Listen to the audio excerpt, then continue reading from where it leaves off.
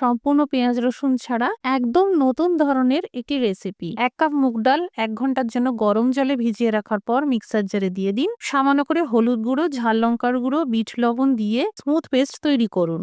150 গ্রাম পনির এইভাবে হাত দিয়ে ম্যাশ করে মেখে নিন। 3টে কুচানো কাঁচা লঙ্কা, ঝাল কম খেলে কম দেবেন। 1 চামচ গরম মশলার গুঁড়ো, 1 মুঠো কিশমিশ, সামান্য বিট লবণ, কুচানো ধনেপাতা দিয়ে মেখে নিন।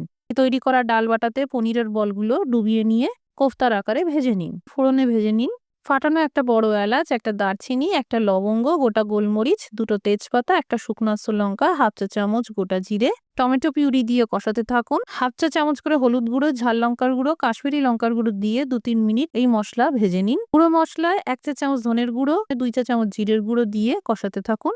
মাঝে আঁচটা বন্ধ করে 1/2 কাপ গুঁড়ো দুধের সাথে 1/2 কাপ তরল দুধ মিশিয়ে দিয়ে দিন। এই রান্নায় তেলের পরিমাণটা আপনারা ব্যক্তিগত পছন্দ অনুযায়ী কমিয়ে বাড়িয়ে নিতে পারেন। দিয়ে দিন পরিমাণ মতন গরম জল আর স্বাদ মতন লবণ। ভাজা কোফতাগুলো দিয়ে কম আঁচে ঢেকে 3 মিনিট রান্না করুন। রান্নার শেষে ঘি, গরম মশলা আর চিনি দিয়ে নামিয়ে নিন।